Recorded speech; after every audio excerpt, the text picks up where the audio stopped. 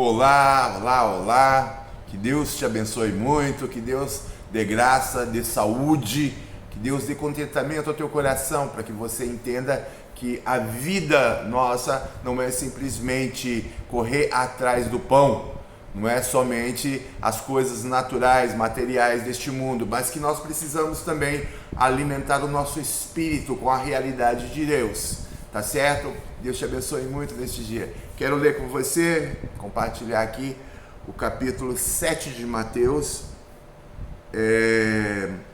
verso 13 e 14, as duas portas, os dois caminhos, as duas entradas, duas saídas, dois lugares, tá?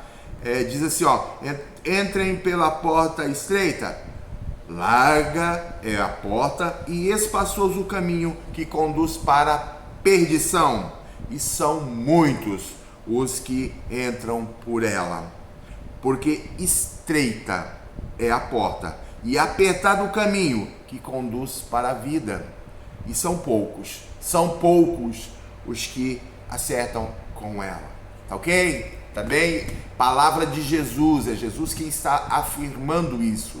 Ele está falando de dois caminhos, de duas portas, de dois lugares, duas entradas e duas saídas. Uma larga, tranquila, farta. Uma onde você pode fazer o que quiser, fazer as suas vontades, satisfazer o seu coração, onde você pode buscar somente, única e exclusivamente os teus desejos, os teus planos, os teus sonhos, onde você é o centro de tudo que acontece, você é o beneficiário sempre de tudo, você é aquele que sempre será satisfeito, você sempre estará alegre, contente e feliz neste caminho, que é o caminho, do meu ponto de vista, é o caminho da carne. Paulo vai falar que existe uma luta entre a carne e o espírito quer ouvir a voz de Deus e obedecer à vontade de Deus. A carne quer a satisfação imediata dos seus desejos, sonhos e planos. A carne busca única e somente as coisas naturais, as coisas deste plano de vida onde nós estamos, deste mundo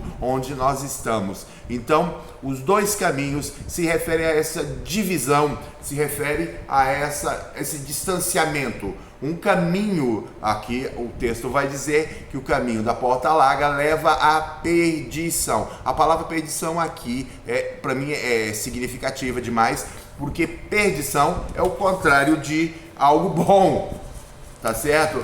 Estar perdido.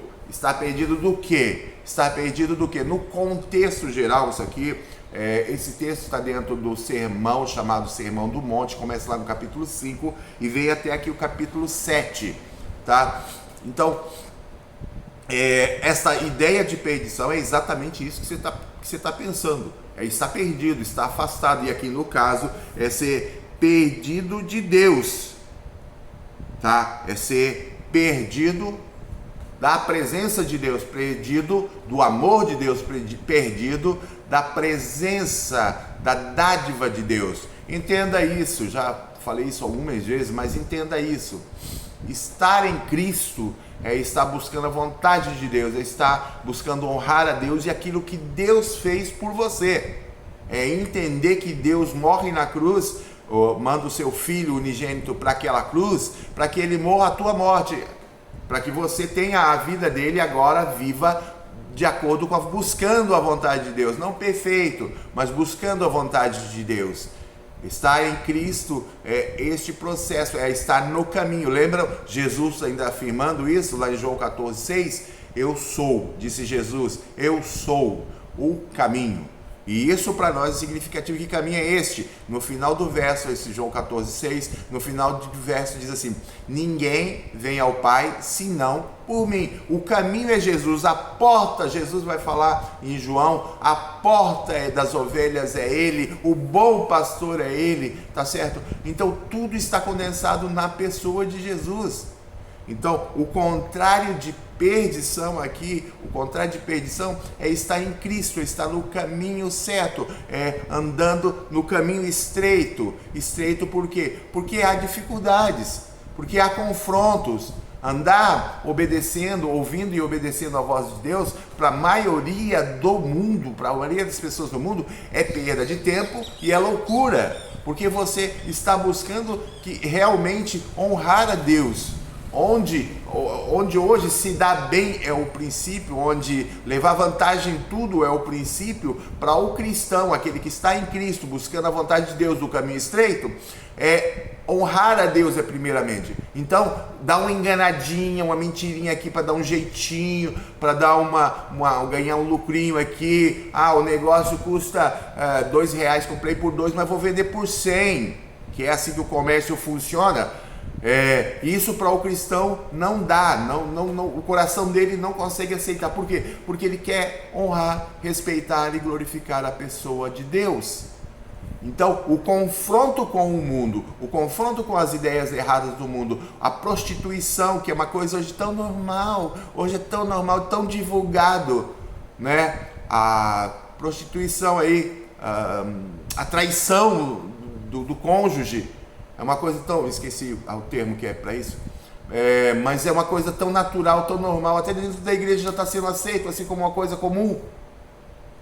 A vida promíscua sexualmente está sendo, uma coisa natural do ser humano. Opa, pera lá, é natural, como dizia, eu estou lembrando aquilo, não sou todo mundo, né? A mãe da gente vai dizer pra gente sempre, né? Você não é todo mundo, então eu não sou todo mundo. Então, assim, essas coisas começam a ser tratadas como normais, mas elas fazem parte do caminho largo. E aí, quando você está no caminho estreito, a necessidade de confrontar essas coisas, a necessidade de ser contrário a elas, é óbvio que vai atrair a ira daqueles que amam a promiscuidade.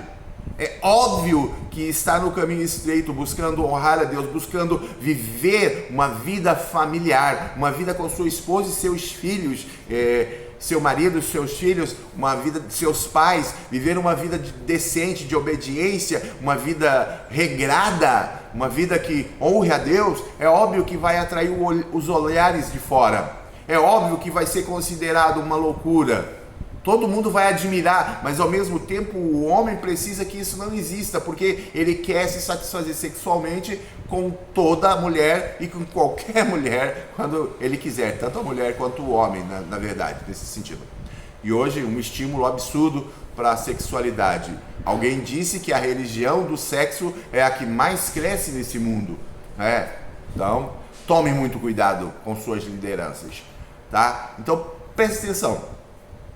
O caminho largo é o caminho da facilidade. O caminho estreito é o caminho da realidade de Deus. É o caminho da satisfação de Deus. É o caminho preparado para nós. É o caminho que Deus nos deu. É onde Ele está, na verdade. O caminho estreito é o caminho que nós agora trilhamos por vontade própria, pessoal, onde nós queremos que Deus seja agradado, que Deus seja honrado, que Deus seja glorificado e que Deus se faça conhecido através das nossas vidas, através do que nós falamos, através do que nós fazemos.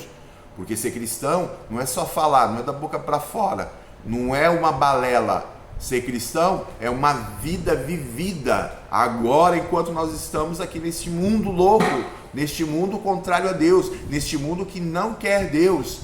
E não adianta se alugar que seja diferente.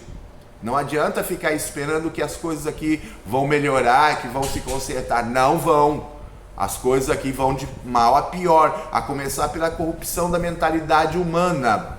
Se você acredita, se você acha que é certo, acabou, é o que você vai fazer, é o que você vai ser, tá? Quantas ideologias erradas aí estão firmadas no coração de muita gente e na mente de muita gente, inclusive dentro das nossas igrejas, né?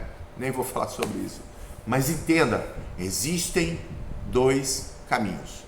Um caminho é um caminho estreito, entrar pela porta estreita, andar no caminho estreito, que é Jesus Cristo, que leva a vida, e não apenas uma vida minúscula, mas uma vida eterna.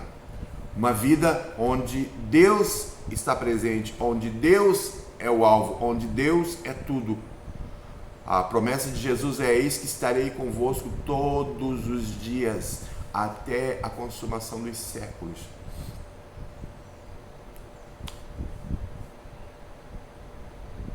Vale a pena andar nesse caminho. Vale a pena honrar a Deus com as nossas vidas. Vale a pena viver para Cristo. Viver em Cristo, para a glória de Cristo. Tá certo? Existem dois caminhos. E existe uma escolha a ser feita. Neste dia, você pode viver desregradamente no caminho largo, ou você pode buscar honrar a Deus, glorificar a Deus, exaltar a Deus, obedecendo à vontade de Deus e sofrendo as consequências, é óbvio. Tá certo? O texto diz, um outro texto bíblico que eu não vou lembrar onde está, diz assim: aqueles que piamente querem viver em Cristo padecerão perseguição. Viver em Cristo é buscar a vontade de Deus, é honrar a Deus, é amar a Deus, é glorificar a Deus, é exaltar a Deus, é ter Deus como alvo, sempre e em toda circunstância. Tem um livrinho que eu acho fantástico, Em Seus Passos, o que faria Jesus? Leia esse livro. É uma história fictícia, mas é muito interessante, é muito bacana e é incentivador, nos ajuda a pensar mais nessa questão de viver para Deus. Tá certo? Tá certo? Pense nisso, pense muito nisso e tenha um ótimo dia em nome de Jesus.